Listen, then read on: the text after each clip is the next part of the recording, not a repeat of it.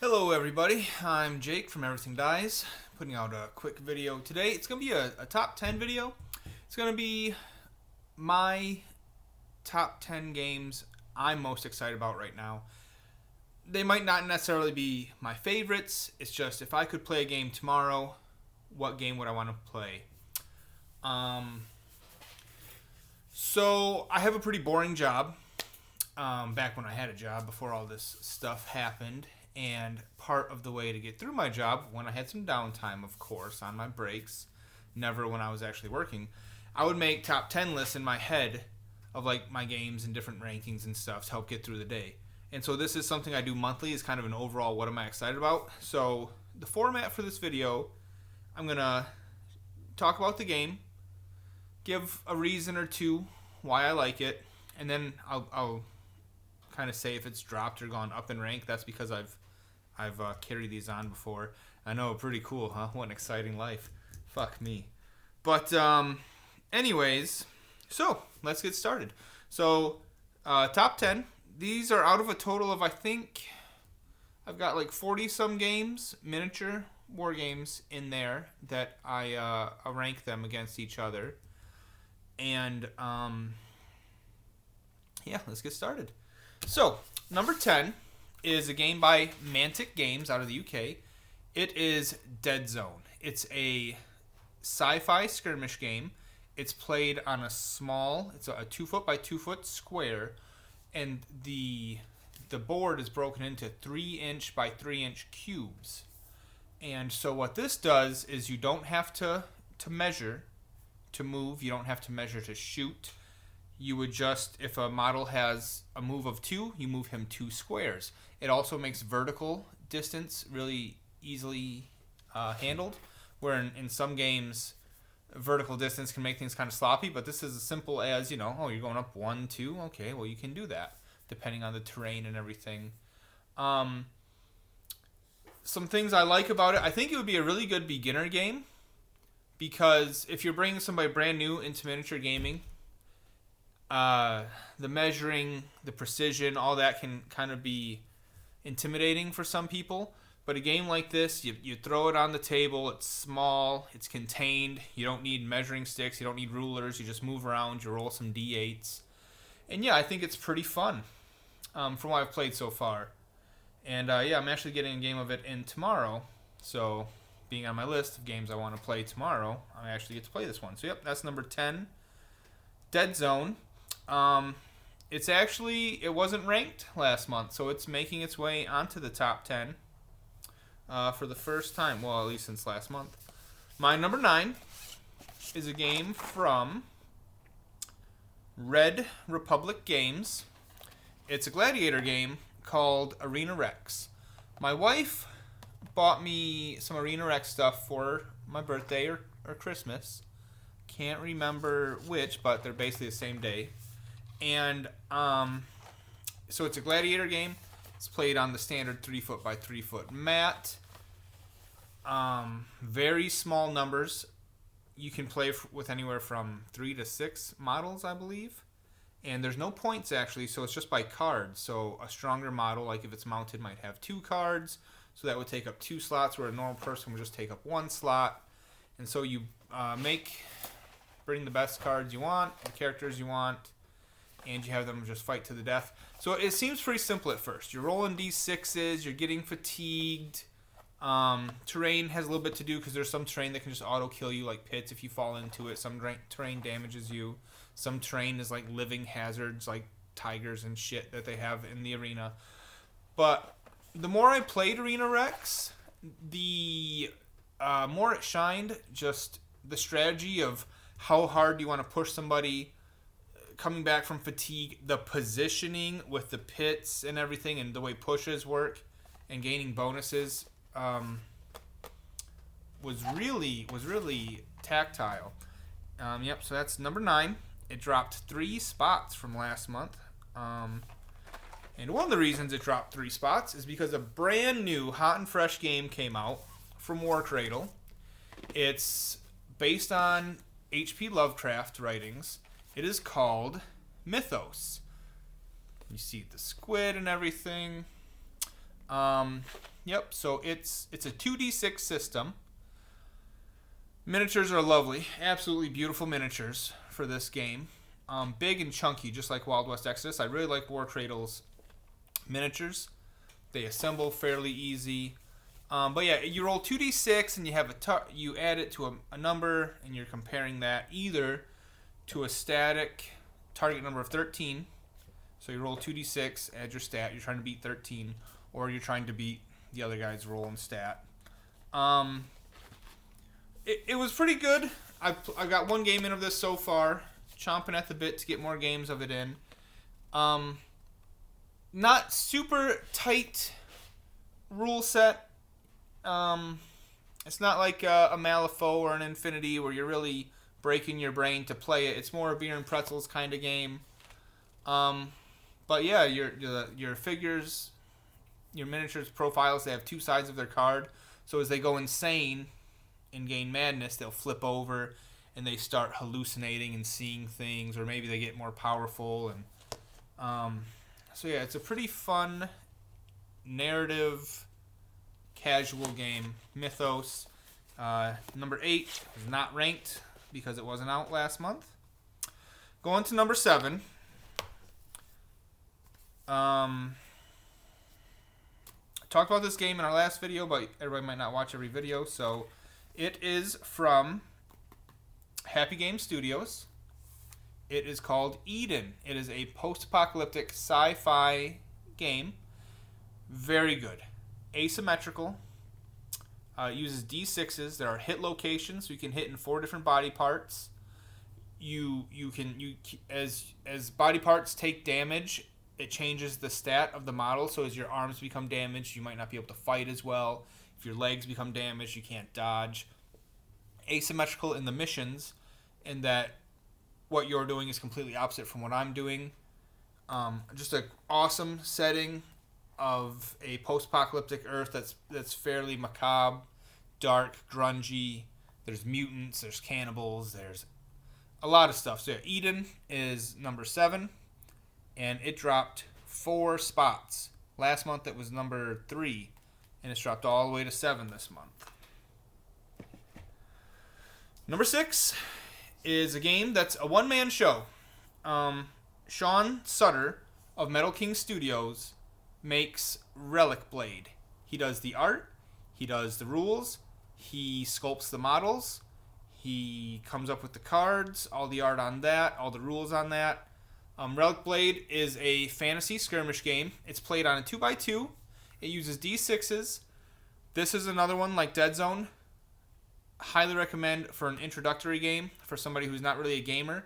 Your actions are going to be printed on your card with the number of dice. Your dice pool is actually your action pool. So the number of dice, let's say you have a AP of 4, you'll have 4 dice on your character. Your actions will have a number of dice. That's their cost. So let's say this one has 2 dice on it, and it's showing a 5 between those 2 dice. That means you have to roll 2 dice from your action pool, and you have to hit at least a 5. So there's a lot of information just right in there. What's it cost? What do you have to roll to hit?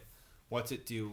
Yeah, Relic Blade, it's a very high fantasy style game. There's like pigmen and necromancers and magicians and dryads and all sorts of shit. So Relic Blade, extremely impressive for a one-man show.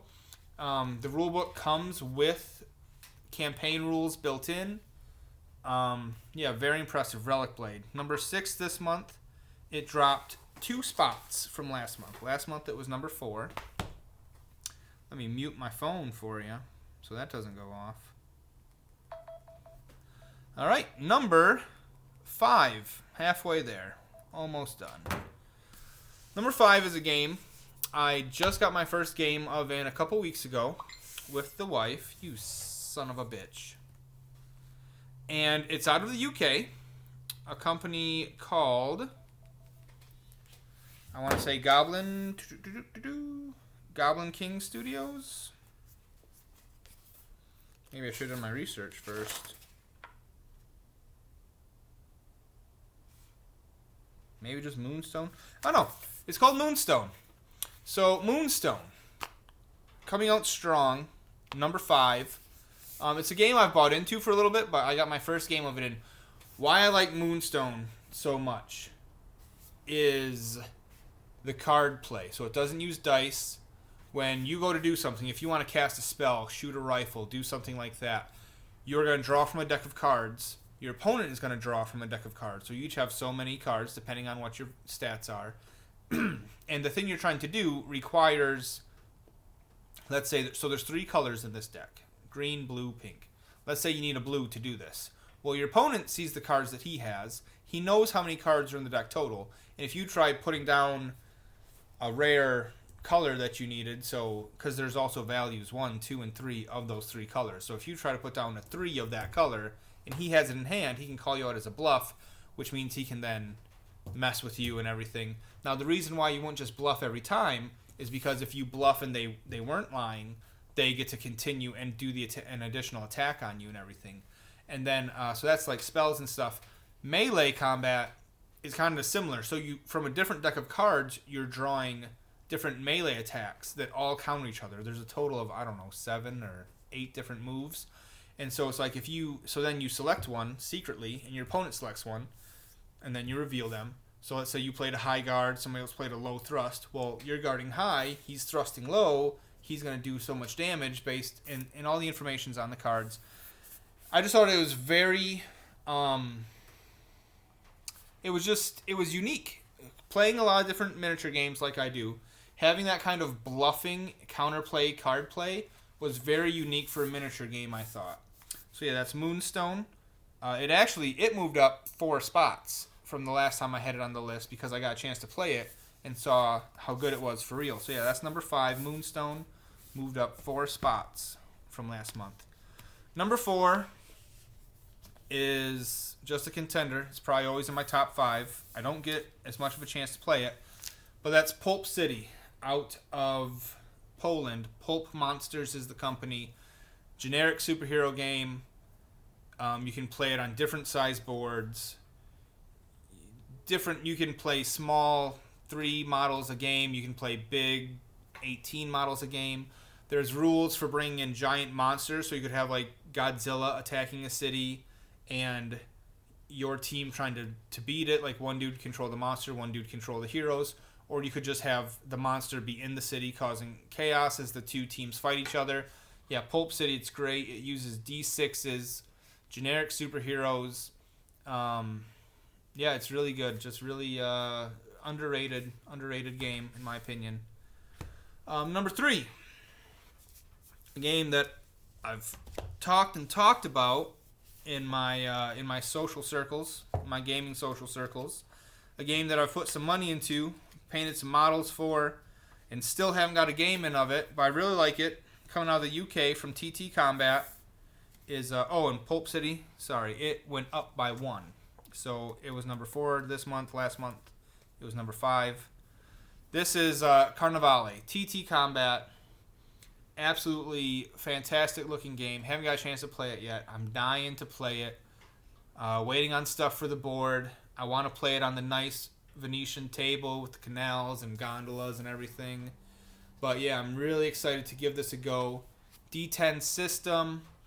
Movement is really easy. Going up walls, jumping across roofs. You're just making agility rolls, seeing if you can do it or not. Yeah, just really, it's like a storytelling game. Like when your dude jumps off a roof and stabs a guy through his face and does crazy amounts of damage, and then some big fish monster eats a dude to regain his health, and Carnevale, number 3 this month. It went down by 1. So yeah, last month is number 2. This month, number 3, Carnevale. Very excited to play it. Number 2 is a game that I have been sinking a lot of time in since November. It was my number 1 the past 4 or 5 months since I've started recording a top 10 list, but it has been dethroned this month, and that is Malifaux from Weird Games. Malifaux is my number 2. It's a great game, though. It uses cards instead of dice, and so the suits you have on the cards let you trigger different effects. So really your attacks can be quite different depending on if you got the suit you needed, because some of those triggers are extremely powerful, really define how a character is supposed to play.